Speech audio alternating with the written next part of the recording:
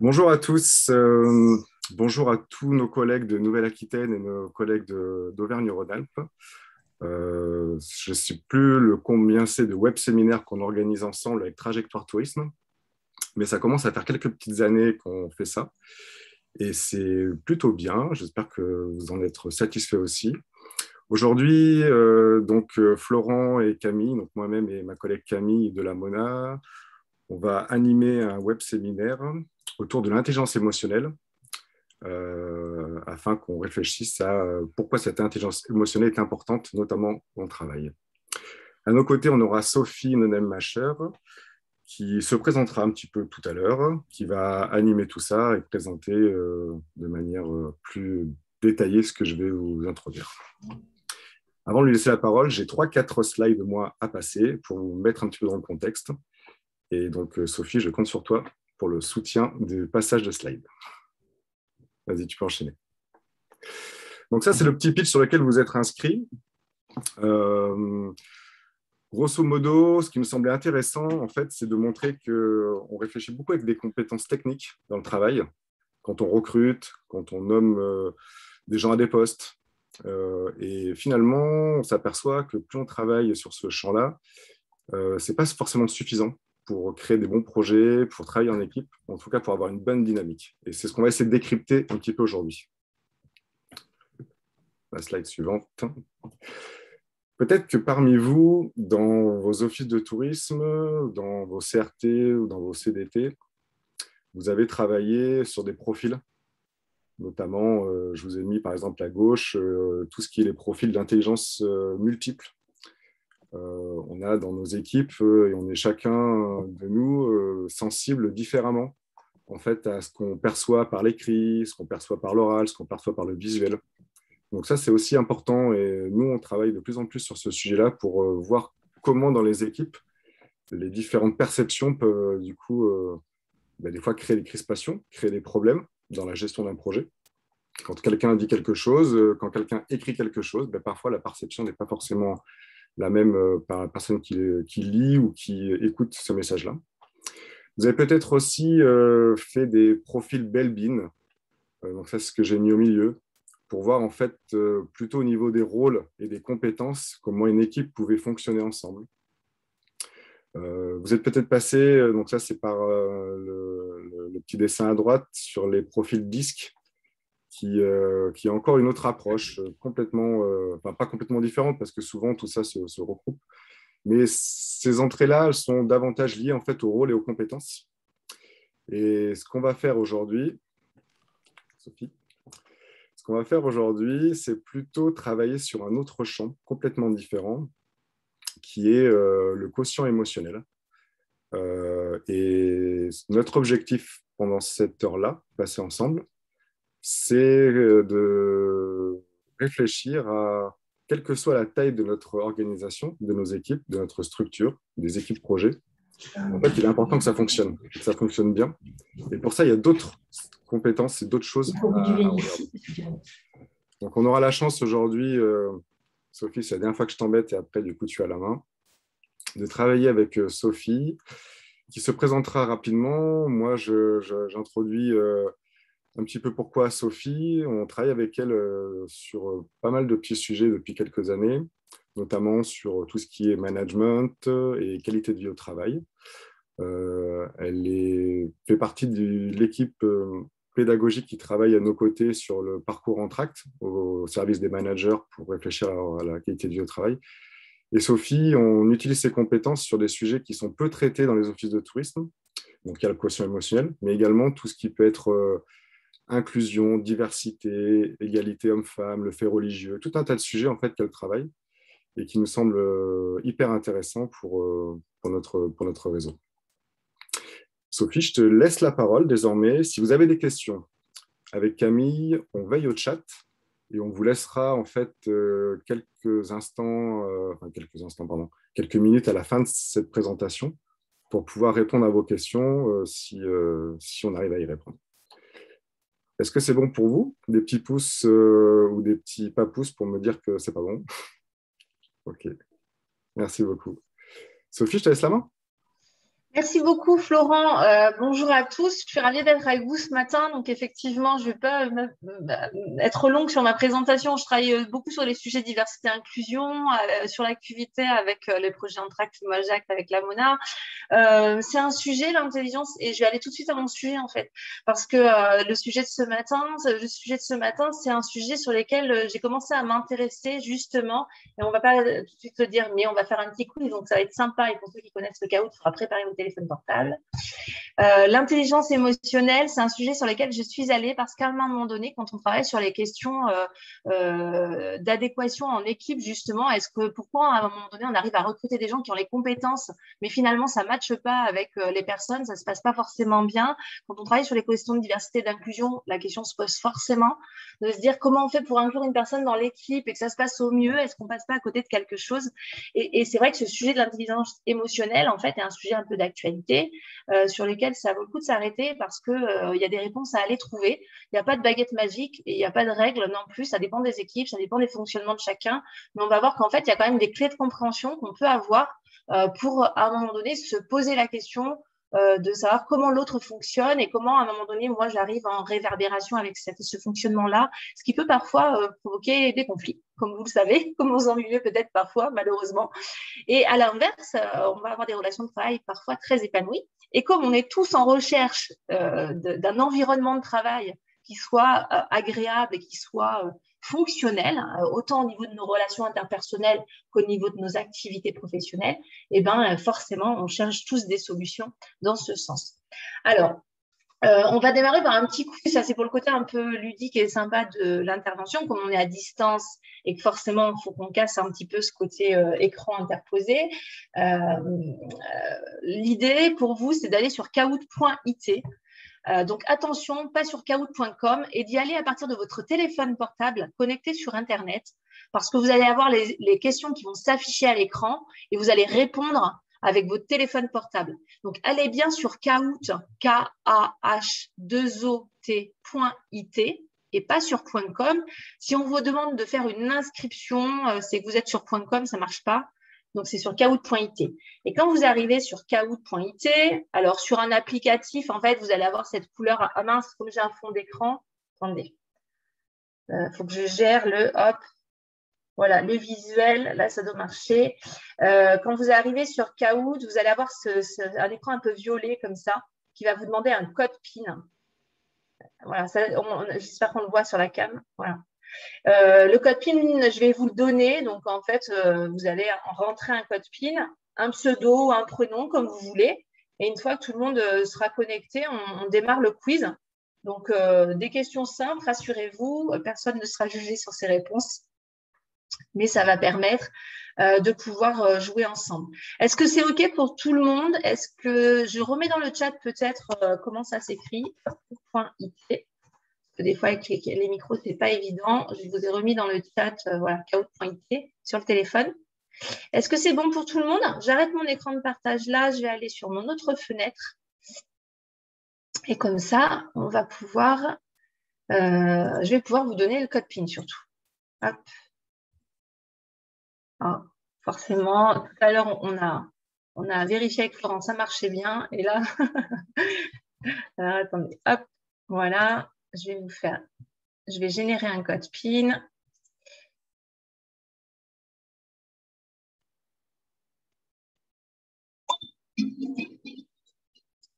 Enlever le son parce que ça s'allume toujours très fort. OK.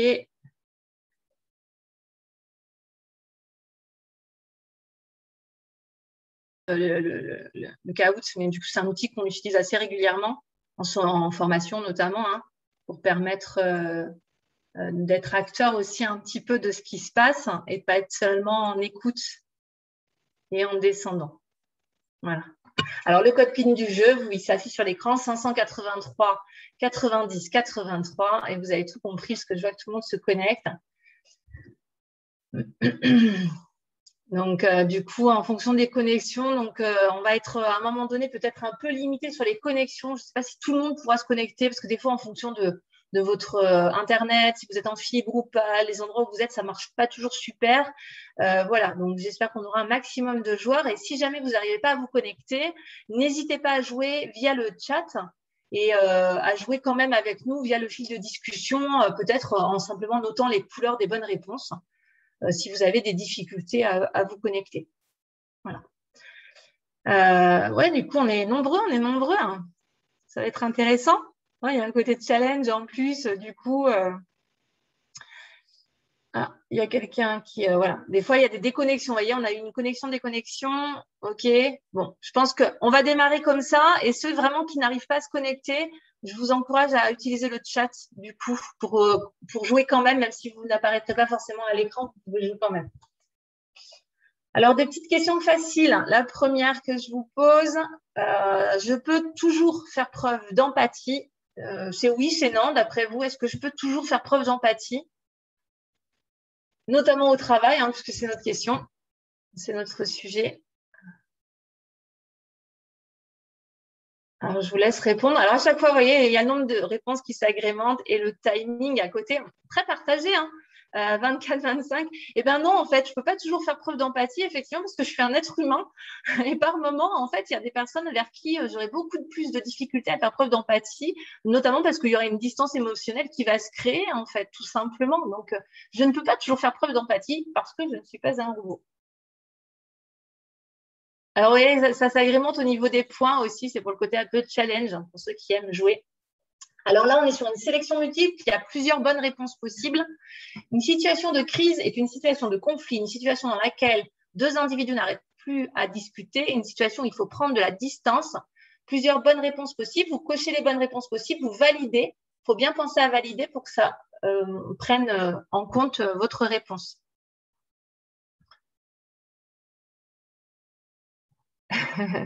N'hésitez pas à jouer sur le chat si vous n'avez pas pu vous connecter au Kahoot, hein, du coup.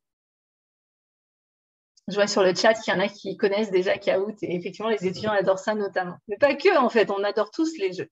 Alors là aussi, très partagé du coup, mais effectivement, vous voyez, il y en a qui ont choisi que 2 bonnes réponses, mais les 3 étaient bonnes en fait dans cette question. Une situation, ça peut être une situation de conflit, ça peut être une situation dans laquelle 2 individus n'arrivent plus à discuter, ou une situation où il faut prendre de la distance pour arriver à sortir du côté émotionnel et des ressentis qui sont parfois difficiles en entreprise à contrôler et qui pourraient nous faire ou dire des choses sur lesquelles on aurait du mal à revenir.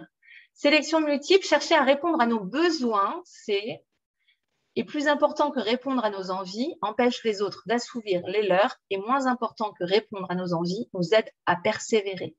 Plusieurs bonnes réponses possibles. D'après vous, est-ce que chercher à répondre à nos besoins, c'est plusieurs bonnes réponses possibles et vous validez, même chose. Attention, vous avez un timing un peu plus serré, il reste 8 secondes. Donc, si vous ne répondez pas dans les délais, pensez bien à valider, ça accélère les réponses. OK. OK. Effectivement, on était bien sur ces 2 réponses-là, et plus important que répondre à nos envies, et nous aide à persévérer aussi, parce que c'est ce qui va nous permettre aussi, à un moment donné, de mettre en place des stratégies, notamment pour arriver à nos objectifs. Petit changement de classement. Ça se bagarre pour le podium. Pour pratiquer l'empathie, il faut être dans le même état émotionnel que l'autre, avoir une expérience comparable à celle partagée, solutionner les problèmes de l'autre, le conseiller, ou tenter de comprendre l'autre et son émotion. Pour pratiquer l'empathie, qu'est-ce qu'il faut? Prioritairement, là ça répond vite, hein. Vous avez compris qu'en fait quand on répond juste et rapidement, on a plus de points. Voilà. J'ai 52 réponses, OK. Donc effectivement, tenter de comprendre l'autre et son émotion, ce qui n'est pas toujours évident, mais en tout cas, c'est ce qu'on va tenter de faire au quotidien dans nos relations au travail pour éviter d'être en conflit avec nos collègues. Question 5, sélection multiple, plusieurs bonnes réponses possibles. Être intelligent émotionnellement, c'est avoir un QE de 155 ou plus, savoir gérer et utiliser ses émotions, connaître ses besoins, connaître par cœur vice-versa de Disney. D'après vous, être intelligent émotionnellement, c'est quoi? Plusieurs bonnes réponses possibles et vous validez. Donc, on a le petit timing à gauche, ça égrène. Il reste 8 secondes, 7 secondes. La pression, pour ceux qui n'ont pas encore répondu. Alors oui, il y avait ces deux bonnes réponses-là. Savoir gérer et utiliser ses émotions, hein, bien sûr, c'est effectivement la base.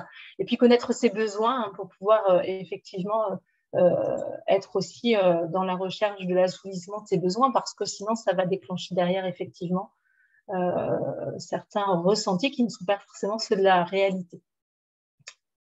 Question 6, s'affirmer, c'est toujours obtenir ce que l'on veut, ne jamais revenir sur ce que l'on demande ou veut, faire valoir ses besoins et droits, c'est être positif.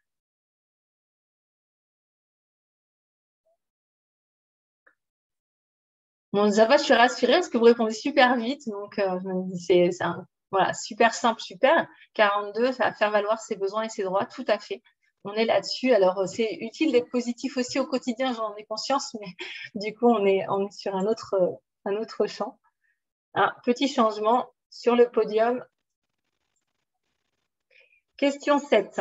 Dire leurs 4 vérités aux gens. C'est s'affirmer? C'est faux ou c'est vrai?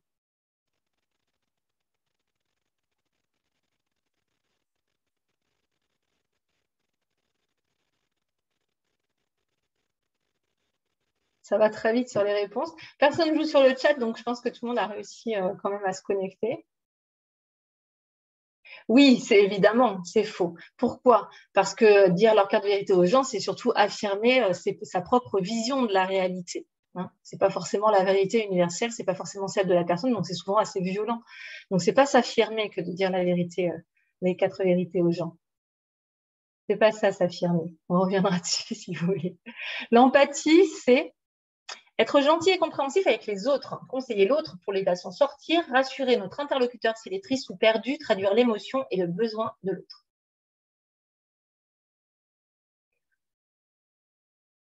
On reprendra un peu les notions justement.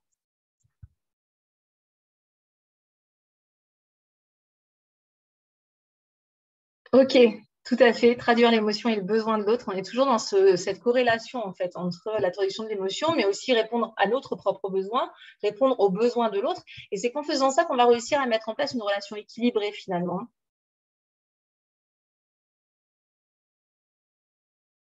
Et la dernière question, quand on s'affirme, on doit regarder son interlocuteur dans les yeux, être autoritaire s'il le faut, donner des arguments et des opinions incontestables, être ferme dans ses demandes. Donc là, on est sur ce côté affirmation qu'on a abordé tout à l'heure déjà.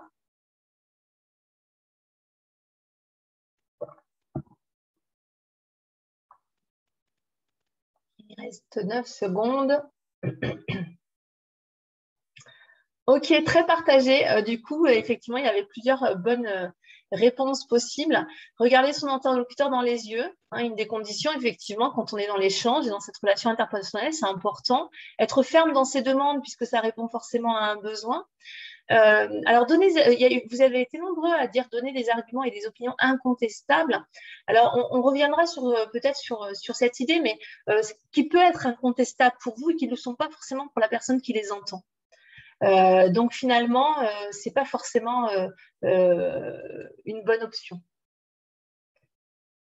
Alors, sur le podium, du coup, on a, avec 8 bonnes réponses sur 9, Justine, M, Nathalie, 33, et toutes les 3. Et Maïté, sur le podium, c'est le temps qui vous a départagé. Du coup, Caroline et Mathilde arrivent juste derrière, mais 8 bonnes réponses sur 9. C'est super. Bon, ben en fait, je vais repartir parce que du coup, j'ai rien à. Vous avez déjà tout compris. Hop, alors attendez. Bon, j'espère que ça vous a plu, le petit quiz. Je vais ouvrir, je vais repartir sur mon autre fenêtre.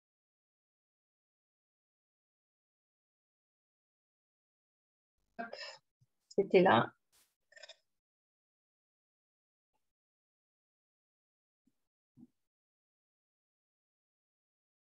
Bon, a priori, ça vous a plu. Pourquoi je n'arrive plus à retrouver la présentation? Hop. Alors, je vais fermer les autres fenêtres parce que c'est peut-être à cause de ça.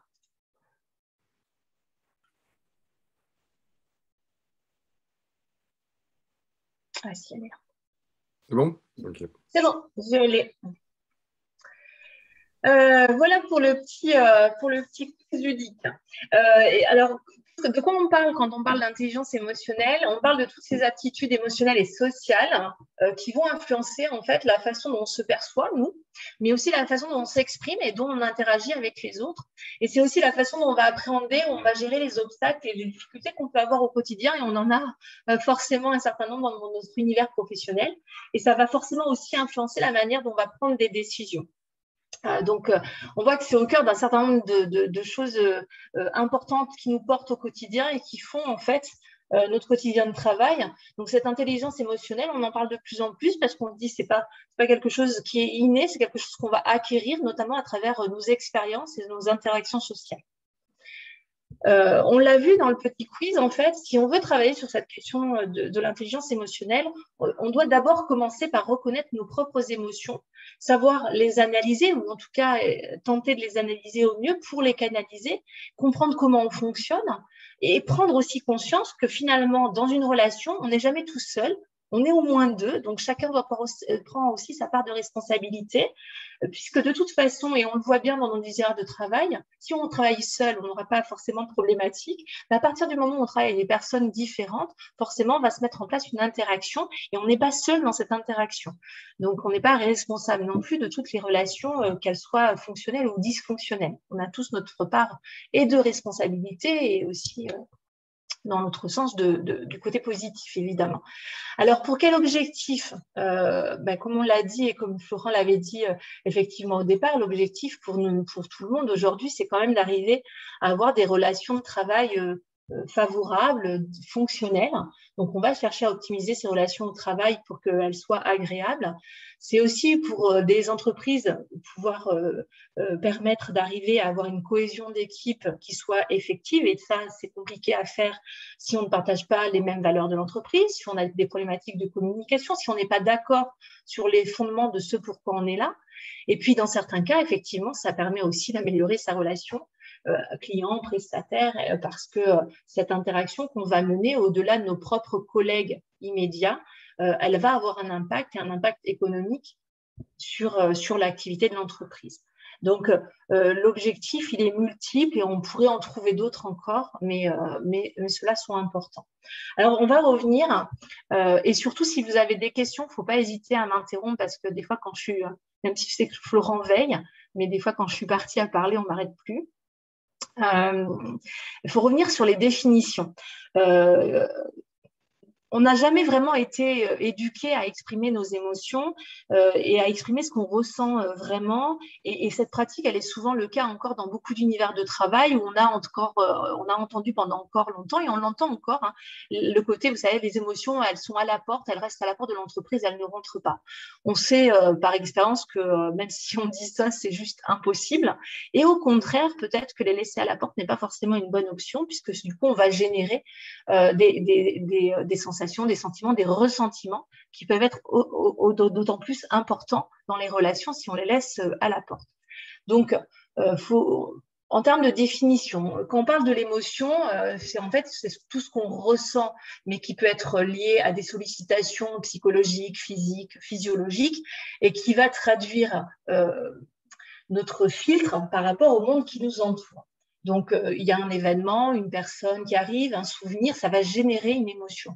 Alors, les émotions, il y en a 4 fondamentales, on reviendra dessus, mais la tristesse, la colère, la peur, la joie. D'accord? Donc, ça, c'est basique. Normalement, cette définition de l'émotion, on la connaît tous. Là où on n'a pas toujours la pleine conscience, c'est la manière dont l'émotion va interagir en termes de filtre, en fait, sur le monde qui nous entoure. Voilà. La notion de sensation, et on a parfois, d'ailleurs, quand on pose la vous-même des émotions, souvent finalement on va tout mélanger et on va mélanger des sensations avec des sentiments qui n'est pas forcément l'émotion fondamentale. La sensation, c'est tout ce qui est impression physique qui peuvent affecter notre perception mentale, mais aussi nos organes, puisque ça peut être des sensations désagréables aussi, mais ça peut être aussi des sensations agréables, mais qui peuvent aller du désagréable ou douloureux, voire plus agréable, douleur, dégoût. C'est toutes ces sensations, c'est toutes ces notions de ces impressions physiques qui vont être générées par les émotions. Et les situations dans lesquelles on va se retrouver, comme les sensations de confort, d'inconfort, de bien-être, etc. Le sentiment, c'est cette représentation affective, qu'elle soit positive ou négative, qui va être instaurée dans notre rapport au monde, à l'autre, mais aussi à soi-même. Donc, on peut très bien générer des sentiments d'anxiété ou d'angoisse de façon autonome, j'allais dire, seul avec soi-même, comme c'est éventuellement une relation interpersonnelle qui va générer chez nous ces sentiments. Alors, on va retrouver ces sentiments d'injustice, notamment dans les relations au travail, où on peut avoir la sensation parfois que tel collègue qui fait telle chose est finalement très injuste avec nous. Et donc, cette sensation, ce sentiment d'injustice, en fait, va être prégnant dans la relation qu'on va instaurer ensuite avec elle. Donc, on est sur tous ces champs de culpabilité, de bienveillance, etc. Et puis, le ressentiment, qu'on va distinguer évidemment du sentiment.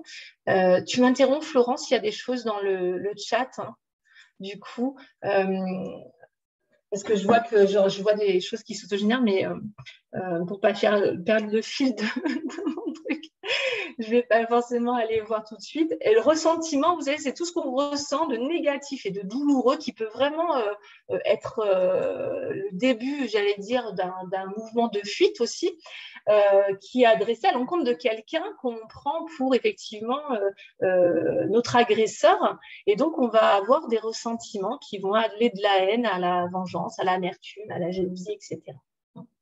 Donc, ça, c'est une émotion négative, effectivement, qu'on va ressentir vis-à-vis de quelqu'un. Et l'autre est forcément responsable de notre état.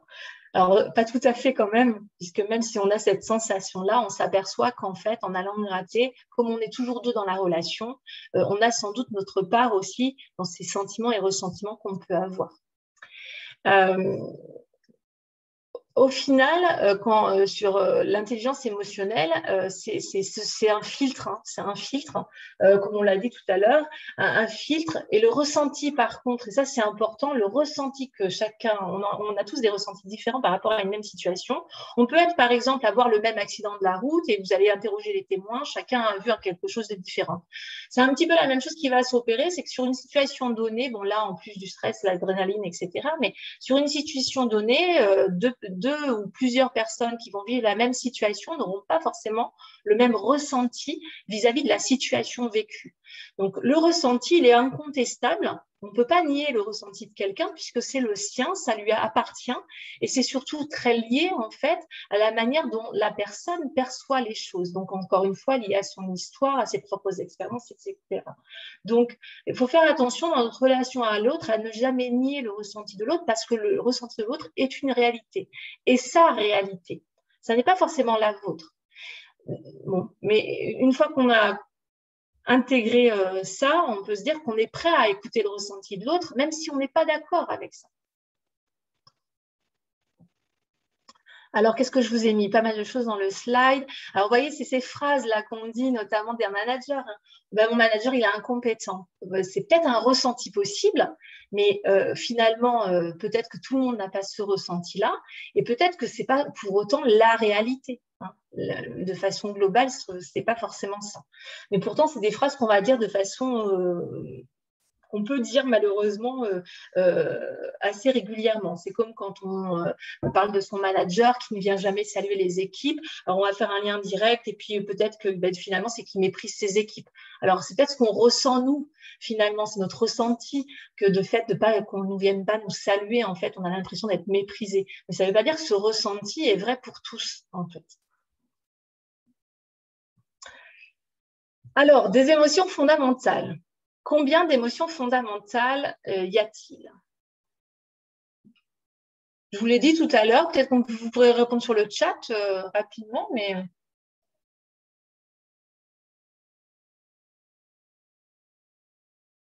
Donc, on continue à être un peu dans l'interaction. Mais vu les résultats du quiz, je n'ai pas de doute sur le fait que tout le monde connaît les émotions fondamentales.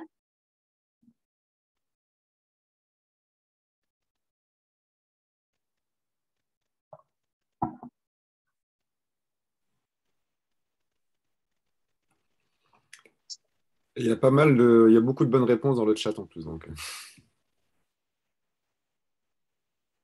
Allez, du coup, bon, bah, très bien. Effectivement, c'est 4 émotions fondamentales, même si parfois on en rajoute et on verra selon les conceptions, effectivement, on a des rajouts qui sont faits. Mes 4 émotions fondamentales qui sont la peur, la colère, la tristesse. Au final, 3 émotions négatives qui génèrent soit de l'inconfort, mais qui peut aussi se développer en souffrance. Et la joie qui, elle, procure du plaisir. Alors, pas de chance, hein, finalement, on va se dire, mince, j'en ai qu'une qui est positive. C'est comme ça, on est tous fait pareil. On a ces 4 émotions fondamentales qui nous construisent, j'allais dire, et qui nous impliquent dans notre rapport au monde. Et au milieu de ça, l'estime de soi. Et c'est là-dessus, effectivement, qu'on va commencer à travailler si éventuellement on veut aller recouvrir une meilleure estime de soi, c'est qu'on va falloir aller travailler sur les émotions fondamentales et pourquoi ces émotions sont là, etc. Bon, c'est le petit schéma de la hiérarchie émotionnelle, on ne va pas forcément aller trop loin dessus. Mais sur les travaux qui ont été faits, on a voilà, l'histoire des émotions a été l'objet de nombreuses études. Du coup, on part de loin. Charles Darwin qui a porté cette idée d'adaptation des émotions pour la survie des espèces humaines. Donc, en fait, quelque chose qui va être un peu de la réaction à une situation pour permettre notre propre survie. Hein.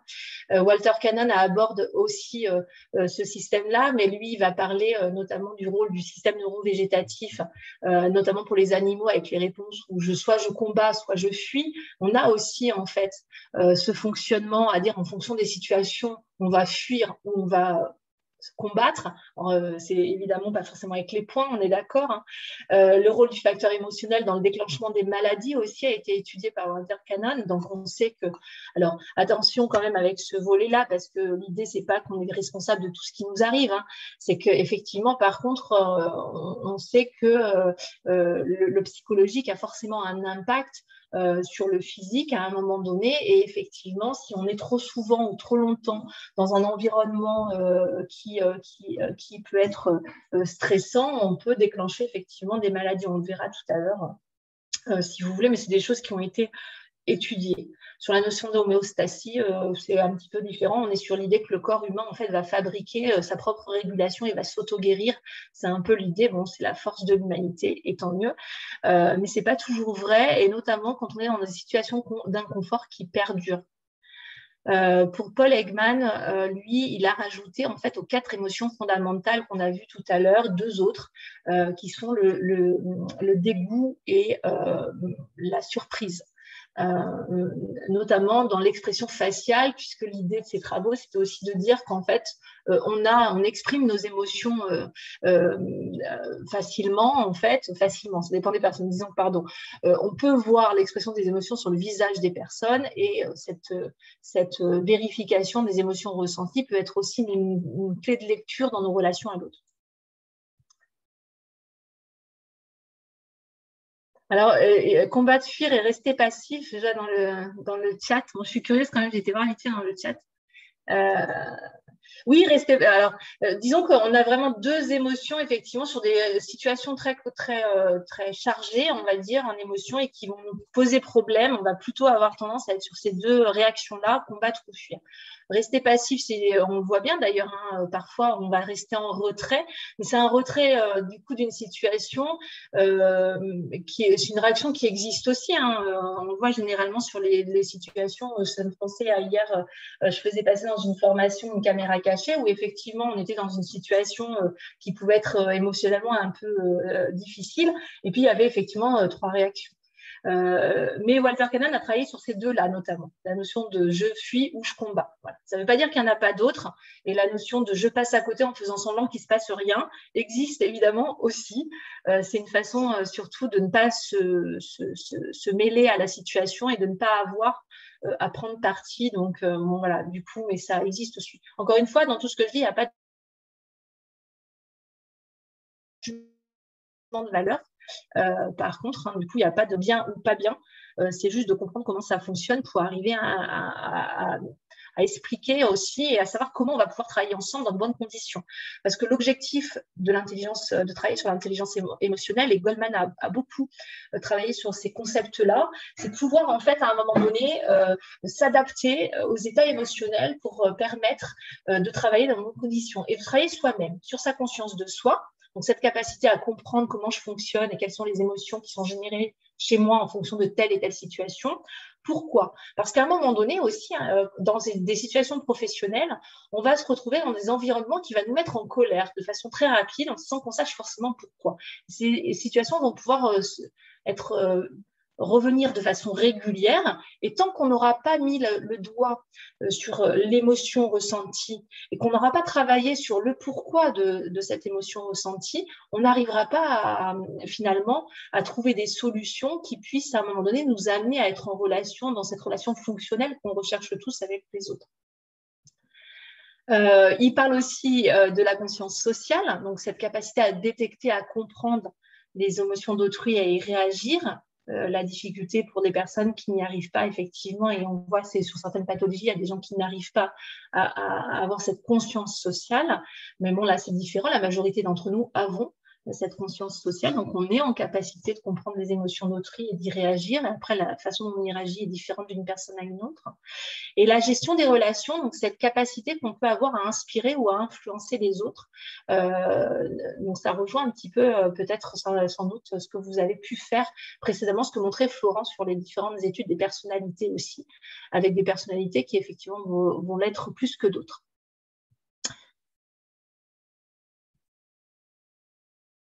OK pour ça? Alors le temps file, hein, j'essaye de... Ouais. Est-ce que du coup, on a prévu plein de slides et peut-être qu'on aurait dû le dire au départ, mais on fera passer ces slides. Donc, Florent.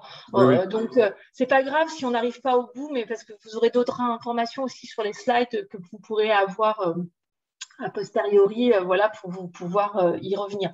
Donc, vous embêtez pas à prendre des notes non plus, j'aurais dû le dire au départ.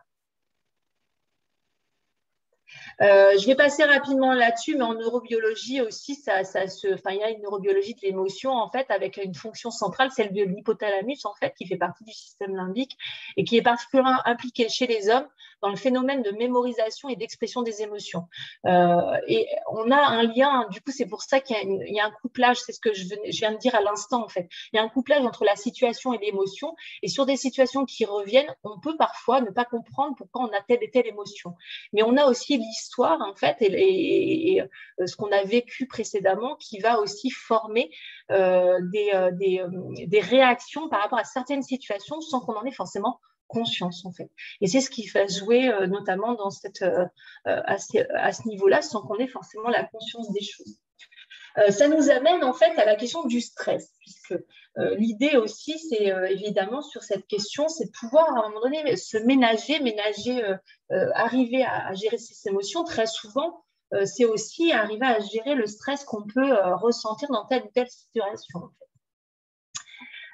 Pour Célie, le stress, c'est un syndrome général d'adaptation. Donc, il est nécessaire. Il n'est pas forcément négatif non plus.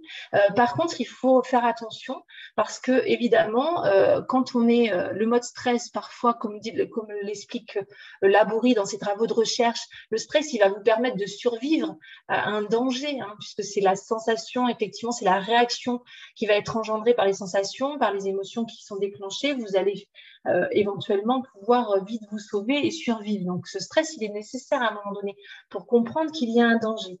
Par contre, là où c'est compliqué, c'est s'il n'y a pas d'adaptation possible. Donc, effectivement, s'il n'y a pas d'adaptation possible, si je ne peux pas fuir, notamment, alors que ma seule envie à ce moment-là, c'est de fuir, eh bien, je peux rentrer dans un état d'inhibition, d'action, et là, je peux rentrer dans des développements de pathologie. Il reste que 20 minutes. Oui. Donc, les travaux de Célie aussi sont intéressants sur la manière dont le stress Il reste que 20 minutes, mais pas de stress, Sophie. Tout va bien. Mais moi, ça va, je ne suis pas stressée. Je fais de la méditation. Ah ouais. Ce n'est pas le sujet du jour, mais c'est très utile. En fait, la manière dont on va pouvoir déclencher avec le stress, notamment les syndromes de burn-out. Et ça rejoint les travaux de Laborie qui disent à un moment donné, quand je ne peux plus m'adapter, je m'épuise et je peux tomber dans les syndromes type burn-out, dépression, pathologie physique, hein, du coup, ou psychologique. On a cette petite infographie de l'ARS en fait qui l'explique très très bien sur la prise de conscience du stress et qui montre en fait que dans une entreprise, on va avoir la situation de stress en fait, elle va apparaître à partir du moment où on va avoir un déséquilibre entre mes contraintes professionnelles qu'on m'amène de l'extérieur, donc qui sont parfois qu'on peut même apparenter à quelque chose de violent quand on en a trop et qu'elles arrivent de façon trop importante et qu'on n'arrive plus à les gérer, et les ressources qu'on a et qui vont nous permettre de pouvoir répondre à ces contraintes. Quand ce déséquilibre survient, c'est là qu'arrive ce risque de stress. Donc, soit j'ai les ressources nécessaires, mais on sait aussi tous que dans des périodes de nos vies, ces ressources-là, elles sont plus petites qu'à d'autres périodes. Parce qu'on a peu de choses à gérer, parce qu'on a aussi des choses à gérer dans notre vie personnelle, dans notre vie familiale. Et du coup, ces ressources-là, elles ne sont jamais les mêmes tout au long de notre vie professionnelle. Donc, il y a des moments où on saura faire, et puis il y a d'autres moments où ça sera plus difficile. Donc, le déséquilibre à ce moment-là, il peut générer chez l'homme, du coup, un état de stress chronique. Et cet état de stress chronique, les études montrent qu'effectivement, il y a des conséquences sur la santé et donc des conséquences économiques, parce qu'à partir du moment où, effectivement, j'arrête de travailler, où je peux avoir des conséquences économiques aussi liées au fait que je vais m'arrêter de travailler. Je peux très bien aussi, à un moment donné, décider de changer complètement mon environnement. Donc, ça a des impacts aussi sur mon fonctionnement au quotidien. Vous devez connaître des personnes autour de vous qui décident effectivement à un moment donné que c'est trop et que du coup, ils vont changer de vie professionnelle, ils vont changer de vie personnelle et tout va exploser. Et évidemment, il y a un moment donné où ça va aussi avoir des conséquences économiques sur leur quotidien. Sophie, je fais une toute petite pause. Il nous reste un quart d'heure. Si on laisse 5 minutes à la fin pour peut-être des interactions, ce que je te propose, c'est de faire un petit focus là sur les études que tu as présentées et puis peut-être parler un peu du quotient après émotionnel. Ok. Et puis, en effet, comme tu disais, hein, je pourrais faire un article un petit peu plus ressources avec plus d'infos et comme ça, je le partagerai à tous les participants. Ça te va? Ça marche. Quelques chiffres du coup à vous partager. C'était des chiffres différentes sources. Il y a plusieurs études sur le sujet. Un salarié qui se déclare heureux au travail est 2 fois moins malade, 6 fois moins absent, 9 fois plus loyal, 55% plus créatif, 31% plus productif. C'est des études qui montrent surtout qu'en fait, un salarié qui ressent le fait d'être heureux quand il va travailler, et on n'est pas forcément sur le bonheur au travail de façon globale. En tant que salarié, on peut avoir des ressources différentes et des choses qui nous rendent heureux. On n'est pas tous heureux de la même chose, donc au sens large, effectivement, mais à partir du moment où les salariés ressentent ce bonheur à aller travailler, ou en tout cas sont heureux d'aller au travail et sont heureux dans leur travail, on va ressortir tous ces aspects positifs. Plus investi dans la vie de la cité, plus enclin à aider les autres, moins enclin à être en conflit. Ça, c'est ce que nous montrent les études. Donc, du coup, rien de surprenant normalement dans ces chiffres. Il y a cette étude qui est hyper intéressante qui a été faite, elle est très intéressante parce qu'elle a été faite sur 75 ans. Donc, c'est une étude scientifique de l'université d'Harvard. Il y a 724 sujets qui ont été suivis pendant 75 ans par ce chercheur. Et les résultats de son enquête, c'est que la qualité du lien avec nos relations constitue finalement la recette d'une bonne vie. Donc, la qualité du lien de ces interactions sociales est la recette d'une bonne vie. Et le manque de connexion aux autres tue littéralement. Si vous êtes curieux, vous irez voir l'étude complète. Mais ce que ça montre surtout, c'est qu'effectivement, les groupes ont un impact psychologique fort, en fait. Et qu'on est avant tout des êtres sociaux. Donc ça, on le savait déjà. Mais que le fait d'être des êtres sociaux nous demande d'aller vers les autres et de pouvoir construire une relation fonctionnelle. Et à partir du moment où on n'y arrive pas, on est malheureux et ça a un impact sur notre vie de façon complète, mais aussi sur la manière dont notre physique va s'en ressentir. Quand il dit tue littéralement, c'est parce que ça a montré qu'effectivement, il y avait un impact en fait sur la durée de vie, notamment. Du coup.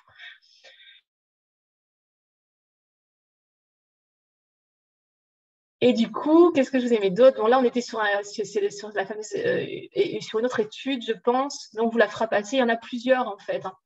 pour essayer de répondre à Florence sur les interactions, c'est qu'effectivement, l'idée, en fait, c'est que la connaissance des personnes et de leur fonctionnement permet, en fait, à chaque membre de l'équipe de gagner en efficacité. Encore faut-il que chacun se sente respecté, évidemment, dans sa différence. Donc, ça, on rejoint un autre sujet, mais on est quand même liés.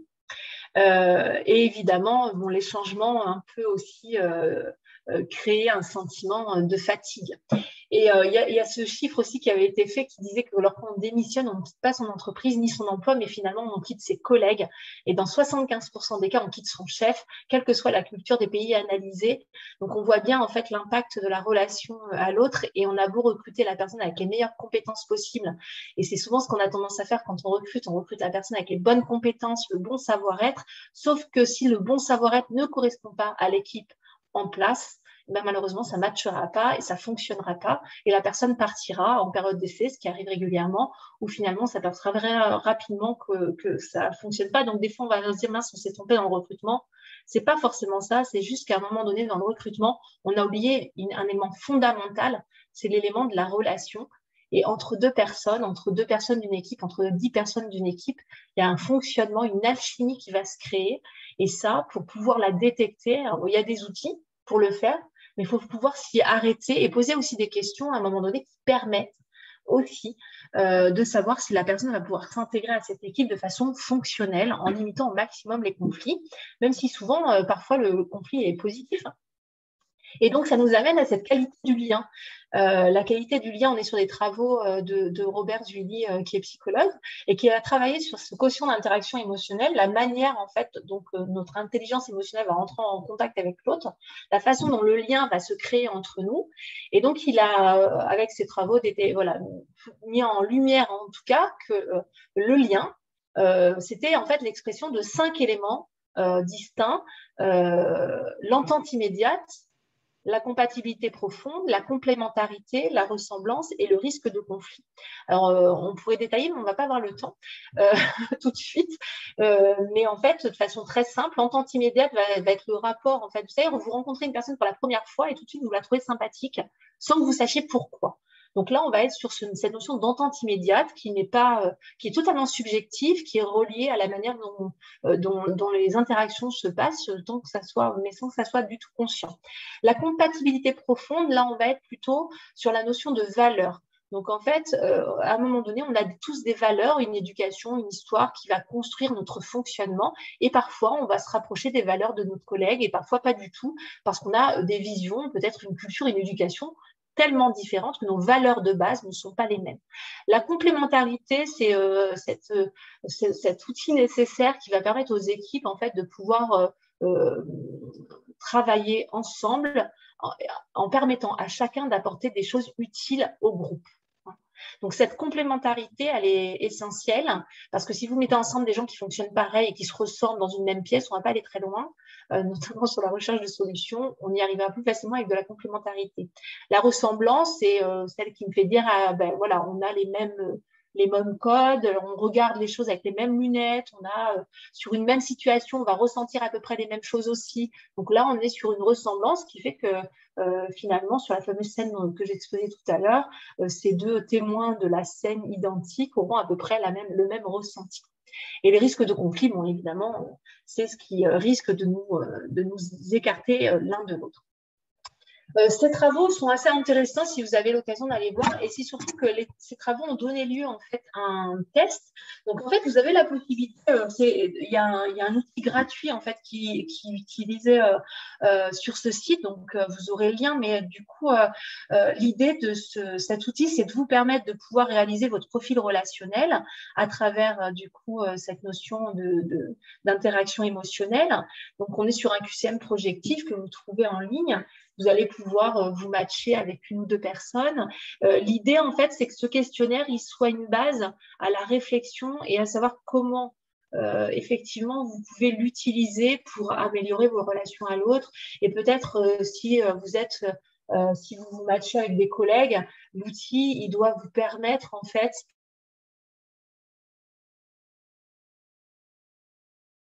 on n'est jamais dans, c'est pas un outil de jugement, évidemment pas, on est tous différents et chacun, il n'y a pas plus de valeur pour l'un ou pour l'autre, mon ressenti n'a pas plus de valeur que celui d'un autre, la manière de réagir n'a pas plus de valeur que celle d'un autre, mais cet outil, en fait, il doit vous permettre de vous comprendre et de savoir où ça pêche pour essayer de trouver des solutions.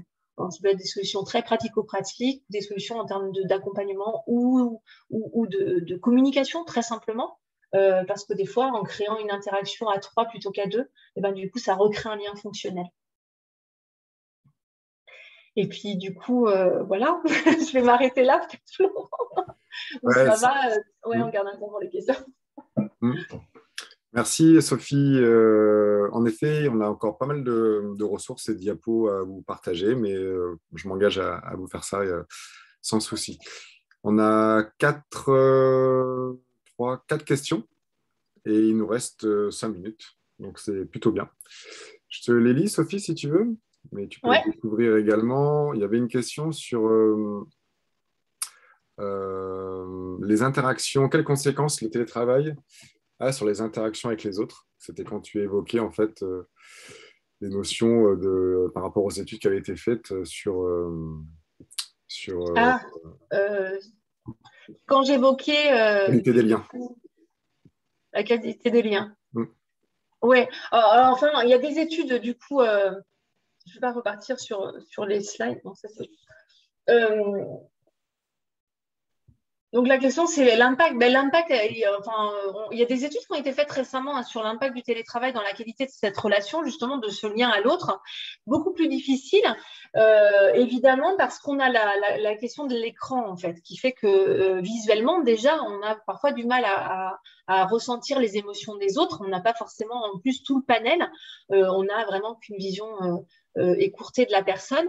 Les entreprises qui s'en sont bien, alors moi je vais parler du positif pour le coup et des retours que je peux avoir, les entreprises qui s'en sont bien sorties sur la mise à distance des équipes, c'est celles qui ont eu un point extrêmement régulier en fait et qui ont permis des face-à-face.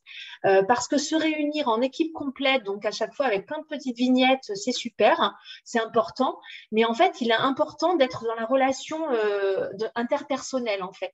Et donc les entreprises qui ont bien réussi à travailler justement à n'avoir aucun impact de stress ou de conflit au travail lié à la mise à distance, en plus je pense que c'est une boîte avec qui j'ai échangé récemment et qui n'avait jamais fait de télétravail avant ça, donc c'était en plus une découverte, et bien en fait, le fait de pouvoir créer des interactions à deux, entre les managers et les collaborateurs et collaboratrices à la demande, mais aussi de façon très régulière en les instaurant dans le planning, en fait, ça a permis de garder ce temps notamment d'échange qu'on peut avoir à la machine à café de façon entre deux portes et qui va nous permettre des fois de redescendre en pression aussi. Hein, parce qu'on a eu un client juste avant qui nous a agacé. Alors qu'on est sur place au bureau, on peut aller dans le bureau d'à côté, aller se plaindre un peu, aller à la machine à café, boire un café, se détendre, fumer une cigarette, j'en sais rien. Chacun a sa manière de se détendre. Quand on est chez soi dans son écran, c'est beaucoup plus difficile. Donc ça a permis, cette relation-là qui s'est installée en face à face, à distance, a permis d'éviter ces risques-là, psychosociaux pour le coup. Hein. Merci. Il y avait une question sur le recrutement. Alors, c'était posé sous l'angle quel type de questions on entretient pour recruter quelqu'un. On peut imaginer pour mesurer les relations possibles. Et peut-être que tu peux répondre à ça ou répondre à travers le quotient d'interaction émotionnelle. Comment il est utilisé lors des entretiens également. Ça peut faire une Ouais. double réponse. Donc effectivement, c'est pas forcément. Alors le problème on peut trouver des questions qu'on va poser au candidat ou à la candidate et qui va nous permettre à un moment donné de pouvoir détecter certaines valeurs fondamentales, par exemple. Donc ça, c'est possible hein, d'avoir des questions précises qui peuvent être utilisées. Donc on peut en construire. La problématique, c'est qu'en fait, on n'est pas du tout sûr d'avoir une réponse honnête. Euh, donc, en fait, on va se baser sur quelque chose qui n'est pas forcément une réalité. Il suffit en plus que le candidat ou la candidate n'ait pas elle-même vraiment conscience de la manière dont elle fonctionne. Et forcément, du coup, ça va être biaisé.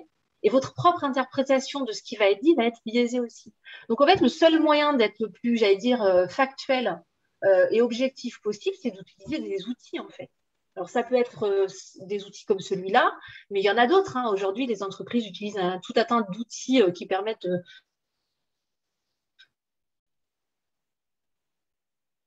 relationnel, émotionnel des salariés. Alors, moi, effectivement, je travaille avec cet outil-là, ce questionnaire projectif, parce que je trouve qu'il est assez complet, mais il y a des entreprises qui travaillent avec d'autres outils aussi. L'avantage de cet outil, bon, moi, je parle pour celui que je connais, c'est qu'en fait, quand on l'utilise sur du matching de personnes, en fait, et du matching d'équipe, parce que l'idée, en fait, c'est de matcher la personne potentiellement qu'on va recruter avec son manager direct ou avec l'équipe entière de travail. Et on va avoir des éléments très complets sur justement les fameuses fibres relationnelles qu'on a vues tout à l'heure. Donc, ces éléments très complets, ils vont pouvoir nous permettre déjà de vérifier que cette personne va pouvoir s'intégrer facilement. Mais ça ne fait pas tout non plus. On a parfois sur ce matching en fait des taux très élevés avec des taux de 80-85% de matching positif. Mais derrière, la relation ne va pas se mettre en place parce que l'outil n'est pas là pour vous dire oui, vous pouvez recruter la personne, non, vous ne pouvez pas la recruter. L'outil est là pour vous permettre d'avoir des bases pour travailler efficacement à l'intégration de la personne de façon la plus optimale possible. Et donc, en fait, c'est pas l'outil qui fait tout. Même si on recrute quelqu'un qui a 83% de matching avec soi-même, c'est arrivé pour une dirigeante là, qui a recruté en plus son bras droit. Elle me dit, oh, c'est génial, on a 83% de taux de matching, c'est formidable. Sauf qu'après, du coup, elle n'a pas pris du tout soin de la relation. Elle s'est pas intéressée plus que ça à l'intégration. Et en fait, elles ont raté des marches et c'était fichu. Donc, un outil reste un outil utile pour savoir, pour objectiver ses choix, mais ça ne reste qu'un outil au service d'une volonté. Il est midi, il y a 3 ou 4 questions. Alors Mince, vous je voyez, voudrais quand je passe à parler. Ouais. Non, mais c'est parfait, Sophie. Merci de prendre le temps de répondre à tout ça. Je vais choisir arbitrairement pour respecter le timing, au hasard. Je vais prendre comment aider les salariés en situation de stress. Un petit conseil de management. Du coup, comment les aider? Il y a plein de choses pour les aider, mais déjà prendre le temps de discuter avec la personne et de savoir éventuellement ce qui est la source de son stress et de pouvoir l'accompagner. Puis des fois, peut-être qu'en tant que manager, c'est pas forcément mon rôle non plus. Donc c'est super compliqué de répondre à ce genre de questions, pour être honnête, parce qu'il n'y a aucune situation qui se ressemble. Donc, parfois, on peut conseiller à la personne d'aller voir quelqu'un, on peut lui conseiller un accompagnement, on peut mettre en place un coaching. Ça dépend vraiment des personnes, des attentes. Et en tant que manager, on n'est pas censé être non plus psy, même si on peut essayer de prendre conscience, par contre, que la personne est en souffrance, rien que ça, en fait. Rien que de prendre conscience que la personne est en souffrance et pas la juger sur cette souffrance en se disant bah, c'est pas grave, encore un problème, elle a toujours un problème, vous voyez le truc, hein, c'est ce qu'on dit des fois dans notre réunion de travail. Déjà, rien que faire ça, c'est déjà beaucoup. De ne pas être dans le jugement et d'arriver à comprendre qu'elle peut être en souffrance, même si la souffrance qu'elle exprime, on a du mal à la comprendre parce que ce n'est pas nos ressentis, c'est pas... Super, merci beaucoup Sophie, merci à tous. Pour éviter toute frustration, ce que je vous propose, c'est que si vous avez des questions qui vous grattent encore, vous les envoyez soit en fait, à l'équipe de Trajectoire Tourisme, soit à la Mona. On les collecte et puis avec Sophie, on prendra le temps d'y répondre. Et comme ça, quand je ferai l'article ressources, je répondrai à tout ça, si ça vous va. Des petits pouces ou pas? Ok, super. Merci à tous. C'est passé super vite. Merci Sophie. Voilà, à très bientôt. N'hésitez pas à nous poser toutes vos questions sur complémentaires. Je vous souhaite une bonne journée, un bon appétit, un bon mercredi après-midi avec les enfants. Enfin, moi, c'est ce que je vais faire. Et voilà, je vous dis à très bientôt. Merci, au revoir.